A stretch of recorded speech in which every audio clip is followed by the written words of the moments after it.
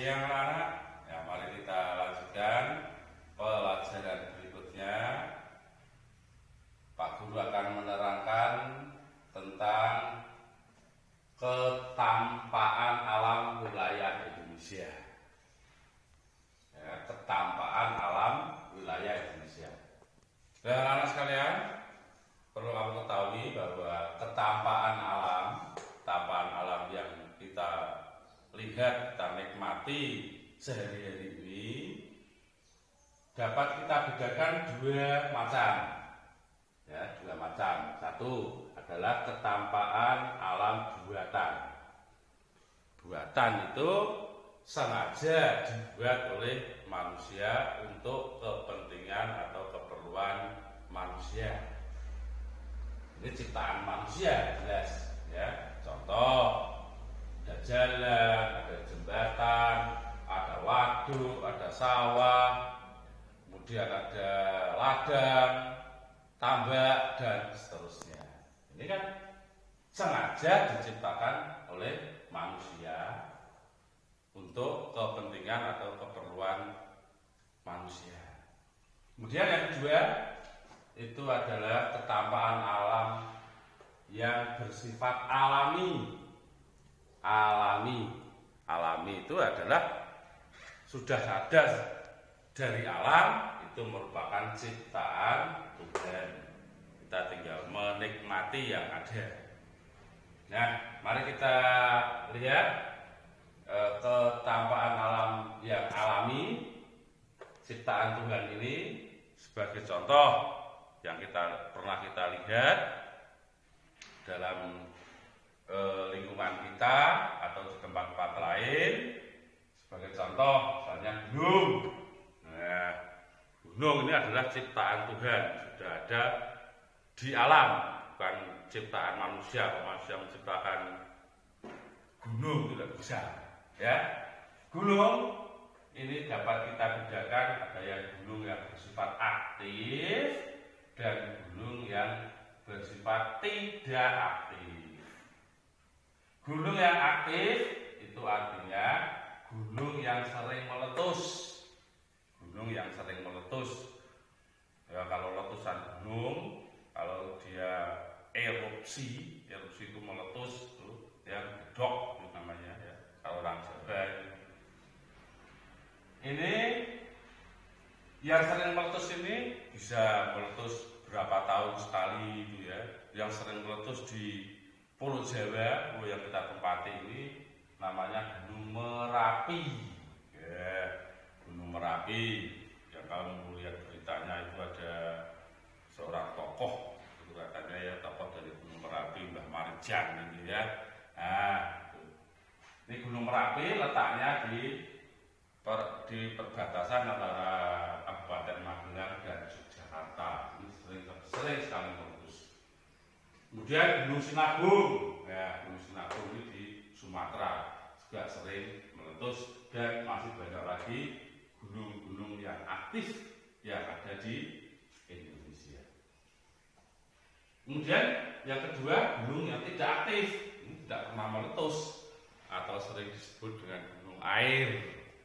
Ya, ini karena banyak menyimpan sumber air. Ini contohnya yang dekat itu Gunung Waran itu yang kita lihat itu, yang sering kamu gambar. Kalau suruh gambar gunung, mesti gunungnya dua, kemudian tengahnya matahari. Ya, itu Gunung Waran yang bisa kita lihat, itu tampak dari sini tuh. Nah, itu gunung yang sudah tidak aktif, tidak bisa meletus itu.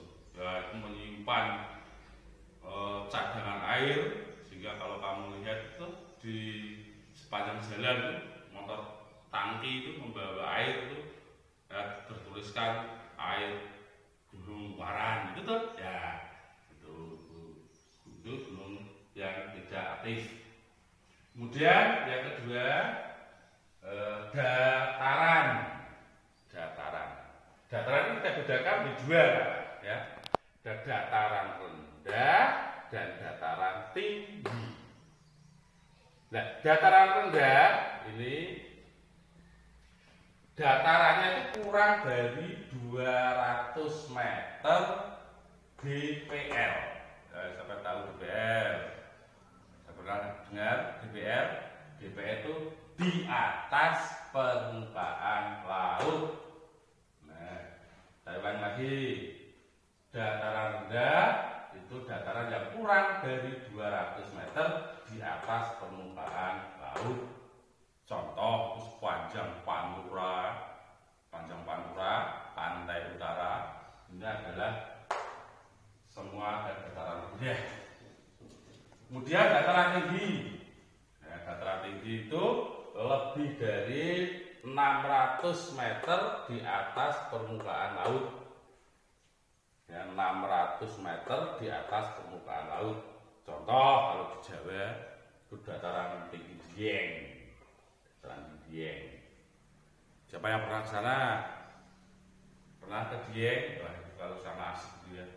Jalannya berliku-liku, menikmati pemandangan alam sekitarnya, kemudian daerahnya sejuk, dingin. Nah, Dieng ini kita kenal objek wisatanya juga kenal ya. Itu terkenal penghasil kentang, ya, penghasil kentang. Dan kalau kamu ke berwisata ke Dieng sana pasti banyak oleh-oleh namanya karika, ya. Itu khas dari sana. Kemudian ada di Sumatera, daerah Aceh ini ada namanya dataran tinggi Gayo. Ya, dan yang ketiga, kita lanjutkan ke tampahan alam yang ketiga, pantai dan laut.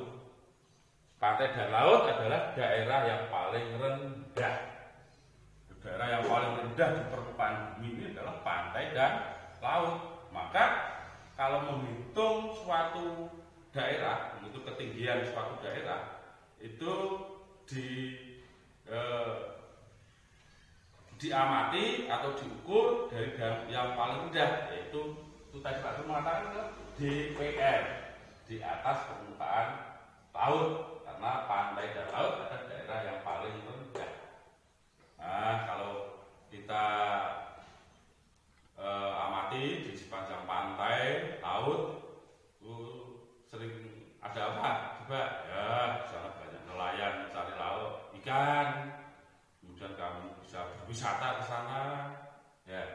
Dan penghasil ikan tentunya laut, dan sebagai sarana transportasi atau angkutan. Kamu ketahui ya anak ya, transportasi yang paling murah itu lewat laut atau lewat air. Misalnya kapal, perahu gitu ya. Kemudian yang keempat kita kenal istilah tanjung.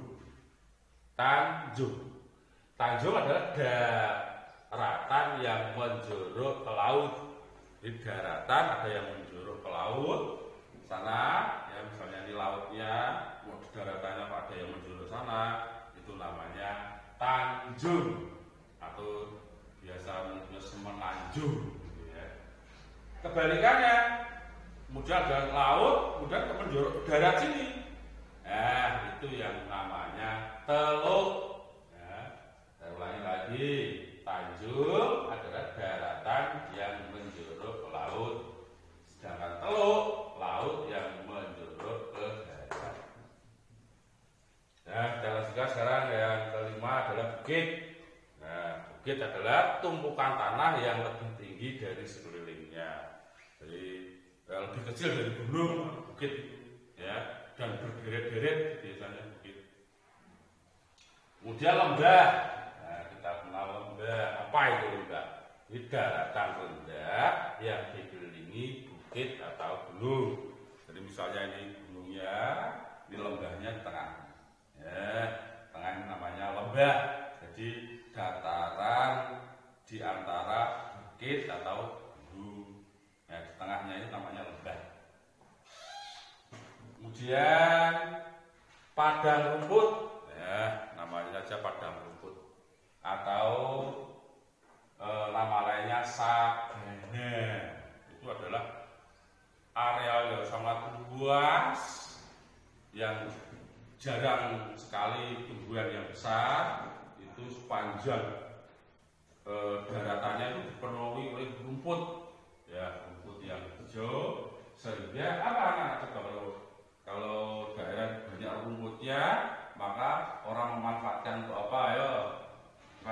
ya, untuk kegiatan peternakan. Nah, ini padang rumput atau sabana dimanfaatkan untuk beternak, sapi, kambing. Nah, siapa yang pernah mengembala sapi atau kambing di rumahnya? Nah, itu. Nah, ini banyak terdapat di NTT ya. Di NTT sana, daerah NTT itu mana? Nusa Tenggara. Dan Nusa Tenggara Timur dan Nusa Tenggara Barat itu terkenal dengan daerah padang rumput atau sabananya. Di sana banyak orang beternak sapi, kambing. Nah, ini ada lagi ya, kuda. Nah, tinggal menggembala, tidak usah carikan rumput. Nanti kalau sudah waktunya pulang giring, ya, pengembala. Kemudian kita lanjutkan lagi sungai. Ya, sungai itu adalah cekungan di daratan yang ada airnya. Ya, namanya sungai yang besar loh ya. Kalau yang kecil-kecil namanya parit. Ya, ini sungai itu yang besar. Nah, perlu ketahui anak-anak bahwa sungai itu dari pastinya dari daerah yang lebih tinggi ke daerah yang rendah dan mengalir. Nah, ini yang disebut sungai. Dari daerah yang atas, biasanya di bukit atau di pegunungan, namanya hulu. Nah, hulu sungai. Kemudian mengalir terus sampai ke dataran yang paling rendah, bisa di rawa, bisa di laut, namanya hilir. Ya, jadi yang atas namanya hulu, yang bawah namanya hilir. Kemudian, nah ini sungai kalau di Kalimantan sana, Kalimantan karena sungainya itu panjang dan luas sehingga dimanfaatkan untuk sarana transportasi. Ya, sungai-sungai di Kalimantan dimanfaatkan untuk sarana transportasi air. Banyak perahu, banyak kapal di sana itu ya, karena sungainya luas, panjang dan jaya. Nah, kemudian kita terakhir ini rawa. Ya, rawa itu adalah genangan air yang luas. Genangan air yang luas itu namanya rawa. Ya, tapi ini kalau rawa itu alami. Kalau genangan air yang dibuat manusia itu namanya waduk. Ya, itu lain. Kalau siapa yang pernah lihat rawa itu dekat ya di daerah Barawa itu ada namanya terkenal dengan nama rawa pening. Ya, di sana banyak orang membuat karamba itu ya, di bawahnya banyak enceng gondok sebagai tempat ikan mencari makanan di situ ya, di rawa pening sana ya, di daerah Ambarawa. Nah, itu anak-anak yang Pak Guru terangkan tentang ketampaan alam yang ada di Indonesia. Nah, sekarang kita lanjutkan lagi anak pelajaran IPS kita akan membahas tentang apa yang disebut dengan iklim. Kita bahas iklim yang ada di Indonesia. Apa itu iklim? Siapa tahu coba ayo. Yang tahu iklim siapa? Ayo ya. Nah, iklim adalah keadaan cuaca dalam waktu yang lama. Keadaan cuaca dalam waktu yang lama tentu saja pada daerah yang luas. Ya. Nah, apa itu cuaca? Apa itu cuaca? Cuaca adalah keadaan udara dalam waktu yang singkat. Hanya sekarang itu cuacanya, ini lagi cuacanya panas, sebentar lagi mendung, sebentar lagi hujan. Ini cuaca, keadaan udara dalam waktu yang singkat. Kalau yang keadaan cuaca yang lama sampai berbulan-bulan, ya itu yang disebut dengan iklim. Tahu tuh bedanya iklim dan cuaca. Karena iklim yang ada di Indonesia, iklim yang ada di Indonesia kita kenal satu, iklim musim atau iklim muson. Nah, iklim musim atau iklim muson ini bertiup anginnya bertiup dari wilayah barat. Karena wilayah barat itu melalui perairan atau laut yang luas, maka angin yang dibawa itu bersifat basah. Saya ulangi lagi, angin dari wilayah barat karena melalui perairan yang luas, anginnya itu membawa uap air. Uap air itu bersifat basah. Maka sampai di atas wilayah Indonesia mengalami musim hujan. Ini yang disebut dengan iklim musim atau sering disebut dengan iklim muson barat. Iklim muson barat bertiup dari wilayah barat menuju ke timur bersifat basah sehingga di Indonesia mengalami musim hujan. Itu biasanya terjadi pada bulan Oktober sampai Maret. Tapi ini biasanya kadang-kadang mundur, kadang-kadang maju. Kemudian kita lanjutkan yang kedua, ini namanya iklim. Aku ulangi ya, tadi yang barat ini ya, dari barat ini dari daerah barat, ini dari daerah timur. Kemudian setelah terjadi pergantian udara, maka udara yang dari timur tadi kembali ke barat. Karena dari wilayah timur itu melalui daratan yang luas, daratan sana itu melalui benua Australia, karena melalui daratan yang luas, maka angin yang dibawa tadi bersifat kering.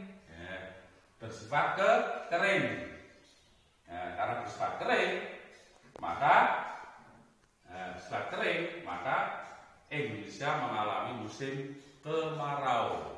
Ini terjadi sekitar bulan April sampai September. Ya, tidak pasti, kadang mundur, kadang maju. Ini hanya perkiraan saja. Nilai itu musim kemarau itu April sampai September. Kemudian kita kenal iklim tropika atau iklim tropis. Tropis itu artinya panas. Indonesia terjadi atau mengalami juga iklim tropis. Apa sebabnya? Kita tahu mengapa Indonesia terjadi musim tropis. Kita tahu karena wilayah Indonesia, negara Indonesia itu kan dilalui garis khatulistiwa.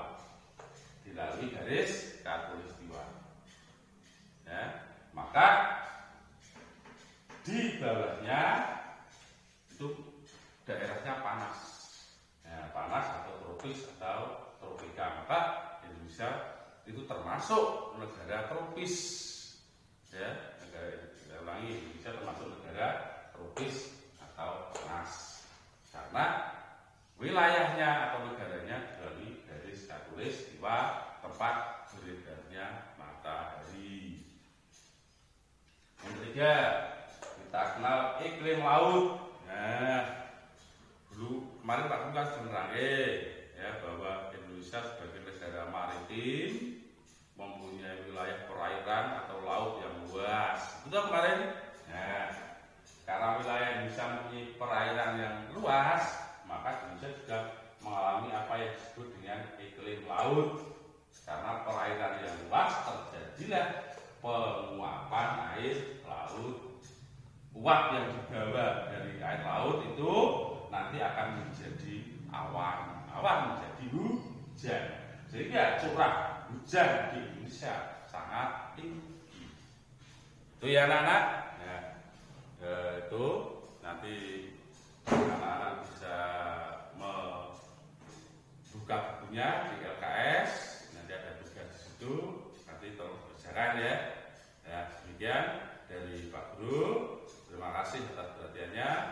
Tetap semangat belajar di rumah. Tetap menjaga kebersihan.